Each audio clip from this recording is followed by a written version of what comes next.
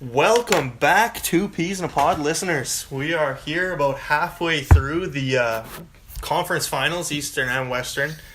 Today on the pod we'll be talking about the Eastern Conference Finals, the Boston-Cleveland matchup. We're looking forward to Game 6 here tomorrow night. Boston just took their 10th straight game at home. They're 10-0 now going into the playoffs. So we'll get into that a little bit, and then we'll talk about everything we've discussed, everything we've seen up to this point, and everything we're going to see in the next one, potentially 3 more games. We'll talk about all that. But before we start, like always, Hot Carl. Hot Carl MC. Yo, EA Sports. It's like, wow. Yeah. I'm about to slam with this one. It's like a slam to the face. Tell me, how's the 360 taste? All right, Jack. How you doing, man? Doing really good now. How about you? After hearing Hot Carl, I think my spirits are up. You know, it's a little rainy out here. Little pick me up. Yeah, it's good to hear. So I think a lot of listeners are a little upset that we're not putting a podcast out maybe after every game, but my kind of take on that is like when you look at the media and you intake as much NBA content as I do, like I listen to every podcast, First Things First, I listen to The Ringer a lot, I listen to all those guys, and the most consistent thing I've found throughout is after every game in these playoffs, the overreaction from the media is insane. Like after game 2 of this Boston-Cleveland series, like Boston was going to sweep them. It was over. And then after game 3, it was like, oh, LeBron's back. Like Boston doesn't have a chance. And after game 4, it's like, see, the Cavs are the Cavs. No one's had a chance. And after this game 5, everyone's saying, oh, the Cavs are in trouble. LeBron's gassed. You know, he's going to leave, all this stuff. And my take is like, I think we should just wait it up. Like just let this stuff happen. Absorb this. And now that we're kind of really into the thick of things here, games are starting to get good in the East and the West, I think now is a perfect time to kind of reflect on the earlier first 5 games of the series and now potentially the next 1 or 2. I don't know. That's just my take. And if fans disagree, let us know on Twitter. But I just think it's a better way to process everything that we've witnessed here in the first 5 games of this series. Yeah, it seems like every game the narrative kind of changes. Yeah. But I guess LeBron kind of controls the narrative too, to a certain extent. Like depending on what he does. Yeah, we just exactly. Like it's crazy. 40-point game, 40-point triple-double is almost like, okay, we want to see something else because we just see it every game. But yeah, it's unbelievable. And I'm not to beat a dead horse, but like, you just have to. He's just elevated what we can expect from him. Like he's the most. The gap between him and the second best player in the league, whether you want to call it Harden or Durant or Curry or AD or wherever you want to go with it, is so substantial. It's crazy. Like he's averaging 35 points a game this series with a triple-double if you take out the game 5 that he struggles in. But I just mean like the excellence that he brings every single night in his 15th season is unheard of. Like the consistency is what is the craziest part. And he's just dragging this YMCA team through the mud. Like his backcourt is averaging like 5 points combined per game. The one takeaway I have like watching the Cavs, even just the past couple of games, it's like Kyle Korver. I don't know if rejuvenated is the right word, but like he's locking in defensively. He's a baller, man. Looking really good, stroking the 3. Every time a 3 goes up, like when he goes up for 3, and it's just seems quick. It's just like. Like it looks like it's going in every time. You know he practices that, and it's funny. He's been really good. Yeah, for sure. I've always been a big Kyle Korver fan, and I think in Game 5, a big takeaway from me is how I don't know why Ty Lue did this. Like he probably does know more than I do about the Cavs team because where's Ty Lue? He's Ty the Lue's coach. been coaching. Exactly, but I haven't even seen that guy on TV. They haven't even shown. It's funny. They actually cut to him in Game 5, and I was like, man, I haven't seen Ty Lue's face in like 4 games. but with him, it's like. J.R. Smith played so many minutes in Game 5, and Kyle Korver only played 25. Reverse that. J.R. Smith has been really not good on the road since he was like for the 10 years plus he's been in the league. He just hasn't been good. Like he's so streaky, so inconsistent. Kyle Korver, you know what you're getting out of him all the time. Like, and you talk about him being a liability defensively. It's like he tries though. He had 3 blocks in Game 4. There's not a lot of set shooters that are kind of undersized. Not that he's undersized terribly, but he's 6'7". That can guard and will give it to you on the defensive end. For right? sure. There's two guys that can shoot the ball like that in this league. That's your guy JJ Redick and my guy Kyle Korver. There's no one like them in the league. And when they're out Redick's there, not half the defender, unfortunately. well, because he's undersized, like you said. Yeah. Right?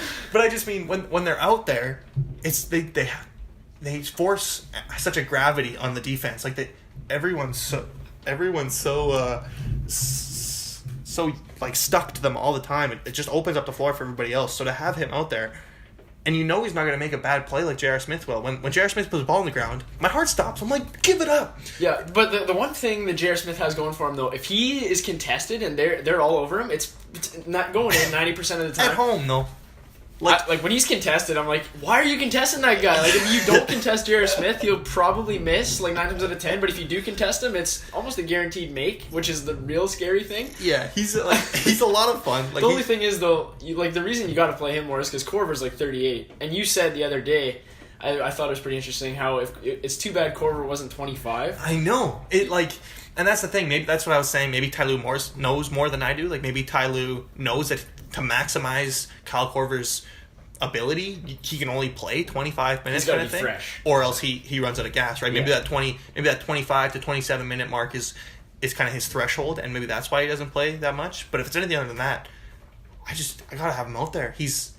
I was listening to Bill Simmons today on his podcast. He actually had JJ Redick on, and they were talking about similarities between JJ and Kyle. And Bill Simmons is a huge Celtics fan, and he said, I'm scared when Kyle Korver catches the ball because he's just that kind of player. And like if you're rooting against Kyle Korver, it's terrifying when he catches it. Oh, for sure. And he'll give it to you some nights, but like you said, he's 38. He doesn't. You can't rely on him. Like a thing, like for the Cavs, the big thing there is it's like you kind of need something out of Korver, but ideally it'd be nice if he was just kind of a bonus guy where you can have him in and just he can hit 3-4 threes, and you're like, we didn't expect that really, but it's there, and it's just kind of. I think you could say that about their whole roster besides LeBron and sometimes Kevin Love. And a healthy Kevin Love. It's just been a rough year for Kevin. Kevin Love's like he's everything that's gone on between kind of the mental health he came out and talked about a lot, and then just the physical health. He's been beat up all the time, and all the time, and his role is constantly changing. When he first came in, when IT was out, remember when IT was on the Cavs? Like what? When Isaiah Thomas was out and Kevin Love was the for sure second guy. He was putting up numbers. He was putting up his 18 and 12 consistently, and it was great. And then when he got hurt, he was out, and then IT came back while Kevin Love was out. So then when Kevin Love was reintegrated into the lineup, he was the third option, and he had to play a lot of the center position because Tristan Thompson was nowhere to be found all season until Game 7 of the Indiana series. So then his role changed again, and then IT gets shipped out, and Kevin Love's supposed to be the second guy again. It's been so up and down. I feel for the guy. I don't mean to predict too far into the future, but think about, let's say the Cavs did win, which nobody thinks is going to happen. How many rings are they going to have to? They're gonna have to ship out. How many guys were on their roster this year? Like 30 plus. They had 2 rosters worth of players. That's interesting. That's interesting. I never thought about that like that. I want to get back to Korver for a second though, and guys like Redick. Like I'm just thinking, like you said, 25 to 27 minutes kind of thing. Maybe that's his. But at 37, I think that's gotta be the exactly. case. But the way these guys, you watch them run off screens, and it's like even if the ball's not going to them, it's God. Like. It's pretty impressive for a guy at 38, for anybody to be running off screens that hard. Gotta be the way he does. So yeah, that's the one. That's my final kind of thought on that. Yeah, not to kind of plug other podcasts so much, but I was listening to Woj's podcast actually, and CJ McCollum was on there, and they're talking about CJ McCollum leads the league in miles ran per game, like every year he runs like 5 miles per game, and it's those 2 guards like that. It's CJ, it's Kyle, it's JJ, it's Klay Thompson. It's guys that just are constantly sprinting, and then them guarding guys like that who constantly are chasing them around screens, it's got to take a toll. And then to ask them to play defense on guys that are doing that, like it's it's not easy to be a 2 guard in the NBA. And then make shots exactly. On top of that. Like especially when you're tired and then you're focused and locked in, like exactly. I know for me, when I'm a shooter, when I'm hot, I run up the court once and it's pretty tough to make. So, but yeah, that's the way it goes. It's just impressive to watch. That's why they get paid what they do, right? Exactly. Yeah. So, I guess to sum up the whole Cavs thing is, like, you know what you're getting from LeBron. No matter how ridiculous it is, you know he's getting it. And then you can rely on Kevin Love, it seems, every second game almost. Yeah. And then everybody else is just a complete shot in the dark. George Hill sometimes looks like a great second option, and then he invisible the whole game. They were relying on Jordan. They needed more Jordan Clarkson in the 5th game. Like, that's tough. Larry Nance came in and tried to give him big minutes. He started a little spark with Marcus Morris in the shoving match and stuff, but it's just like the lack of. And I know it's the narrative that we want to be like we shouldn't be harping on, but you have to, because it seems like there's no help there. There isn't. They're old. They don't play defense. They're very inconsistent offensively. Aside from LeBron and Kevin Love, and they're 2 games away from the finals. Yeah, they're consistently inconsistent for sure. It's gonna be. So I want to move to the Celtics. Yeah, for a second. They're just fun to watch. Like, they're one of my favorite teams to watch. If you were to have a polar opposite of what the Cavs are, it's the Celtics. Yeah. It's the team that can't usually get it going offensively, but they'll grind you down with their defense. They're young, they're athletic, they want to get out and run. That's how they get their offense going. They're bouncy, they're long, they take pride in that defense. They're a well-coached. I don't want to take shots at Ty Lue, but the coaching staff seems to elevate that team, whereas the Cavs, you don't really know where the intel's coming from. It's not even, I get your point, it's not even a shot at Ty Lue specifically. It's a shot at kind of everybody. Brad Stevens has been, by a landslide, almost Coach of the Year easily. And that's a big question I have about this series. I try to ask whenever I talk about it. Do we think at this point, the Celtics being literally 1 game away from the NBA Finals without Kyrie and without Gordon Hayward, they're 2 objectively best players coming into the season. Everyone thought that. Yeah, for sure. And they've both been out. Kyrie's been out since the 60-game mark. He missed the last 20-some games of the season, and Gordon missed all but 5 minutes. He played 10, yeah. Yeah, like it's been rough. So my question about the Celtics is, do we?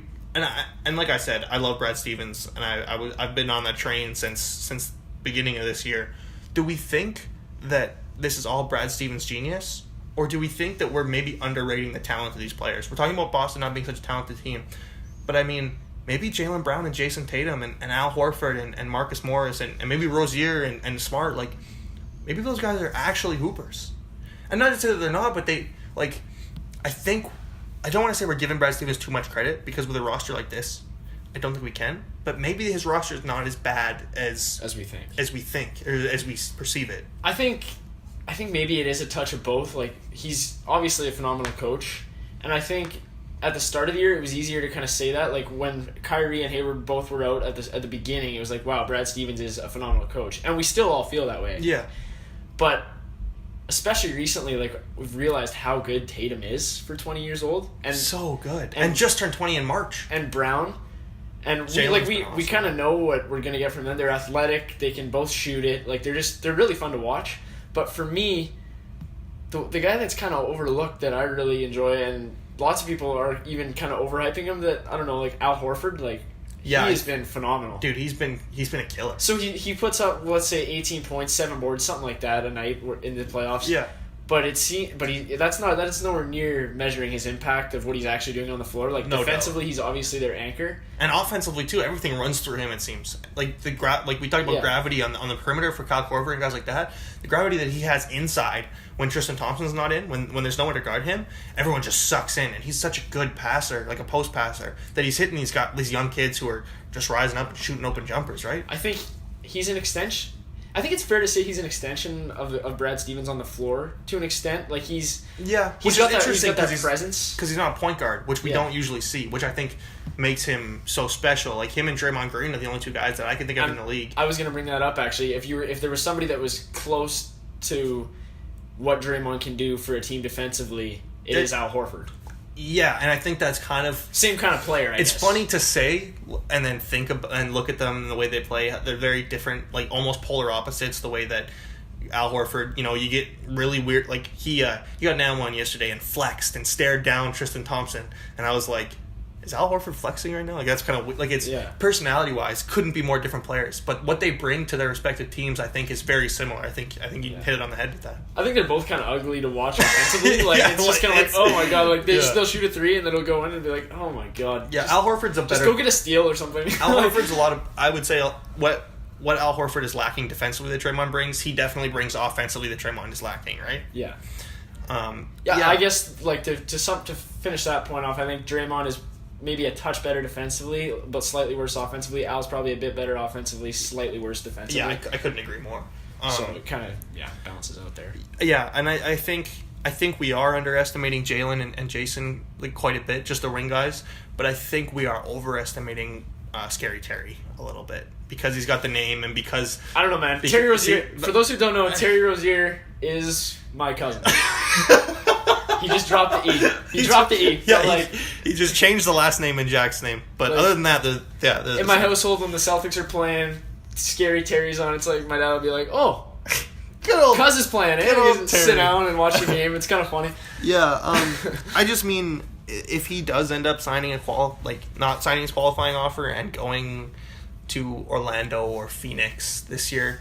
I think Detroit, watch it. Yeah, or Detroit, like somewhere where the situation's obviously not as good as it is in Boston. I think we're gonna say, Terry's really not what we thought he was, and I think that's this talks about how good Brad Stevens is. I think his point guard system is unbelievable. You're 100% right on that point. Like if he left. But I don't think you can afford to let him go for the Celtics. I think you got to hold on to him. If you're the Celtics, though, with you.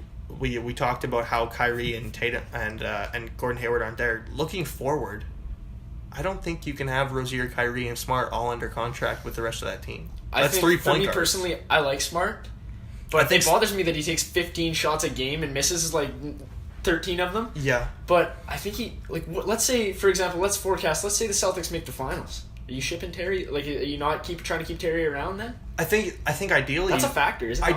Ideally, you want to keep both of them. Terry and Smart? Yeah. But logistically, it can't happen. And if you had to pick, who'd you take? I would pick Smart for this reason. Because what Terry gives you offensively, you know for a fact that Kyrie will give you more than that. Yeah, okay. And what Marcus Smart brings defensively off the bench, Kyrie and Rozier can't bring that. Right? I just like... There is probably more of a premium on guys like Smart, I guess. Outside of his personality, right? Him and Beverly or guys like that. Yeah. But what you said was you don't like the amount of shots he takes, and I hope everyone agrees with that. No one wants Marcus Smart shooting more than 2 threes a game. The opposing team loves it. Obviously. I know when I'm watching him play as a Cavs fan, when he puts a shot up, I'm like, yes. Except in Game 5 when he hit 4 threes. Yeah. He was 4 for him and Marcus Morris. Hit 9 threes.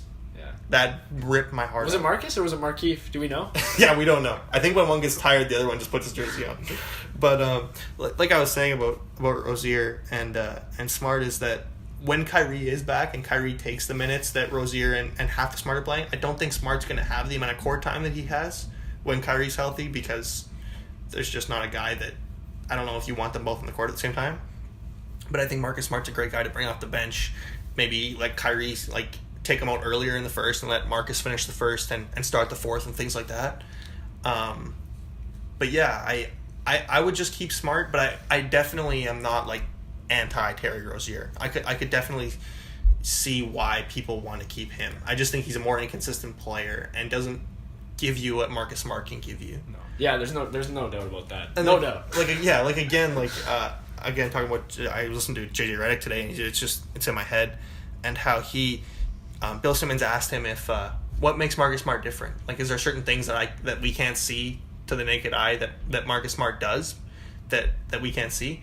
And JJ Redick said no. It's just he tries. He just wants it more than you, and I don't think you can teach that. That's just the thing that comes with a guy, right? And that's hard to find. That's what I mean. It's hard to find in the league, especially when you're making the money that they're making. That's why I think Marcus Smart's important enough to this team that you want to keep him around. And now that you bring that up, with JJ, I can't help but think about JJ's backcourt mate there, TJ McConnell. Yeah, exactly. Same kind of deal, right? Another guy like just that. Guy that wants it, and he's fighting every game to kind of stay in the league. I wouldn't say he's quite the player Marcus Smart is. No, not at all. But same mentality. But exactly, they got there the same way. And a shocking thing to me, another thing we're talking about Brad Stevens and how kind of important he is to this team. The guys that he's rolling out there and that are contributing is blowing my mind. Aaron Baines is playing sufficient minutes. He can stroke in the conference. No, he can't. Well, it looks like he can. He's all of Australia. Except he's from New Zealand. But I don't know, his face bothers me so much, and his hair and his body and the way he plays and everything about him. But the fact that he's out there and like in a conference finals game. He's got a ring, do you know that? Yeah, in San Antonio. He didn't play though. Still got a ring. And that's what I mean. He was in San Antonio and he left, and then he's in Detroit, and like he was a bum. I think he still is a bum, but he was a certified bum, and he almost looked like he was lost in the league. Like, it looked like he wasn't going to get a job. Comes to the Celtics, and now he's playing like 20 plus minutes a game. Yeah, I think it's a great testament to how good Brad Stevens is. Yeah, it's got to be. I don't know. Like, he's championship pedigree. Like, it's kind of laughable. I'm like, I'd love to say I'm joking, but he is. I mean, I guess. Yeah, I don't know. So, what do you think? So, Celtics are up 3-2. They just won at home. We're going back to Cleveland for Game 6. Do they force a Game 7? Does LeBron force a Game 7? Team needs to, and if they don't come out with it, like in Game 5, it just seemed like they didn't really. I don't want to say they didn't care, but it was just like there was not a sense of urgency. It didn't seem like they needed the game. It's like it seemed like they were looking ahead and they were like, okay, if we're mapping this out, and it's going to be a 7-game series. They can take this one. We like playing at home better, and then we'll just save. Like we know we're back here for a Game 7, and I think that's a scary way to think. Like a bad quarter can cost you your chance at a ring here, and I think Nick Wright made an interesting comment the other day where when Houston won Game 4. I think LeBron saw that, and my thing, and I think he's right, where if LeBron loses to Boston in this series, he really does not want to see Houston in the finals. Like, he doesn't want to see Boston-Houston in the finals, because I think in his mind he thinks, did I just leave a chance at a ring on the table? Mm-hmm.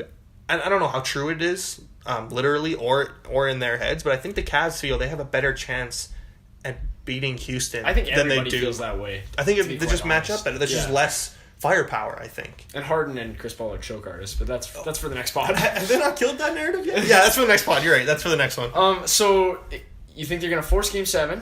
Yeah, and I do think there's going to be Game 7. So what do you think happens in Game 7 in Boston? I think LeBron has one of his last, if not his last, TD Garden moment where he says, kind of shows the middle finger to all the Boston fans out there. Ouch. All the Boston fans out there who have been ripping on him since he was in Cleveland the first time, like 10 years ago. Boston fans have some weird, like, internal hatred for LeBron the same way they do, like, the Yankees. Like, it's unbelievable. And I think... Like, on a personal level? Yeah, that's great. For real. Like, I heard that, too. They just hate LeBron. Like, more than lots of people do, but, like, Boston fans more than anybody.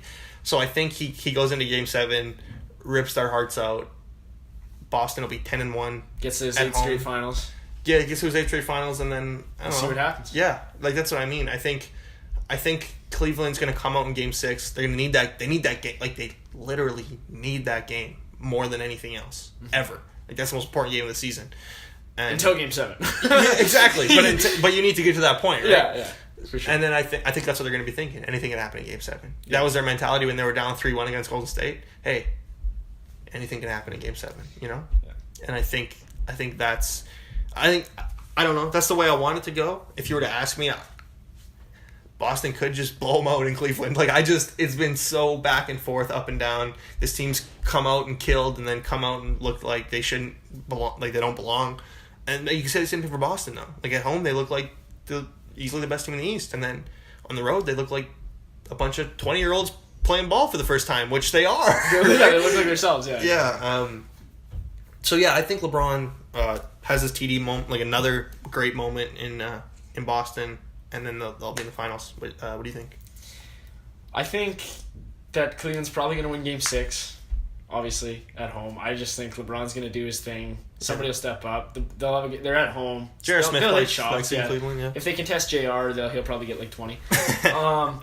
So that's how I see that shaking out. And then in Game 7, like, as a fan, I want Boston to win just because I think it'd be cool for all those young kids to get to the finals without Kyrie and Hayward kind of thing. But as a guy that, like, understands basketball too, like I like to think I do. Yeah. It's pretty hard to bet against LeBron James in Game 7, I think. Yeah. So it's like, I don't know. I'd prefer to see Boston, but I'm not gonna. It's hard to bet against Cleveland kind of thing. Yeah, and my thing about I think there will be a Game 7 though. for sure. Yeah, okay. I think that too. The thing about, like, you talked about wanting to see those young guys in the finals without them and stuff, I don't think anyone's really thought about it to the extent yet or really dove into it. I've been thinking about it a lot. I don't think the public's ready for a LeBron James-less finals, though. Like, what, like, can you imagine the promo videos they're going to cut with, like, Al Horford shooting, like, a post hook? like, I just mean... I think they would be if Houston ended up winning that series. But that, yeah, and I mean, like, if Houston's there, it'd be interesting because you have new teams on both sides for the first time in 4 years. It would just seem weird if it was Golden State and not the other, or Cleveland and not the other kind of thing. I agree. I agree. I think it's going to be a rematch. I don't hope it's going to be, but if I were to put money, I would bet you were predicting it. It would be a rematch. I think for sure. But and that's funny because I think Boston brings up more matchup problems for Golden State. I like them against Golden State Houston better than Cleveland. I think either Eastern Conference team is going to lose in 4 or 5, no doubt. I think Boston could take them to 6. I also think Cleveland could take them to 6. But yeah, I don't know. The West just seems too put together for that. But I mean, that's a different pod. And I mean, once you get to the finals, things could like we talk about narratives changing so much. Draymond could kick a guy in the balls. Exactly, like Klay Thompson's having knee troubles. Stuff like that's you never really know. I mean, the Steph Curry's wife, like the NBA's rigged, so we don't really know. I used to told us the NBA was rigged a few years ago, but make your food, and cooking your cookbooks. Yeah, but I don't know. I just mean like I'm not ready to not have LeBron in the finals. Like if the Celtics were full strength, you could make an argument. But like I don't want to see Terry Rozier on a starting finals team. You know? I can understand that, I guess, but he's LeBron James. Like, let's just, he might leave to LA and start forfeiting rings at this point, or like I was kind of hoping this might be a different podcast entirely too, but I was hoping Houston would get swept or lose in 5, and LeBron would have kind of a roadmap to go to Houston. Yeah, and I think that would be a lot of fun. But if Houston's in the finals or if Houston goes to 7, I think the public wouldn't like allow LeBron to do that. I think they'd rip him apart for it. Yeah, but I think it would make the Golden State just seems too good for the Rockets and for anyone in the East. I think they'd win in 5. Yeah. But I have Boston in 7. I have Cleveland in 7. I prefer Boston in 7. Yeah. But I don't want to bet against LeBron. You have Cleveland in 7. You're a LeBron guy. Yeah. In case anybody didn't know yet. Yeah, you're just right. To cover the bases. I think we brought it up every single podcast. Just to cover the bases. Yeah. So yeah, Cleveland is 7, Boston is 7. It's been a fun series. Yabusele's getting minutes. Yeah. And until next time. It's a make or miss league. Shoot or shoot.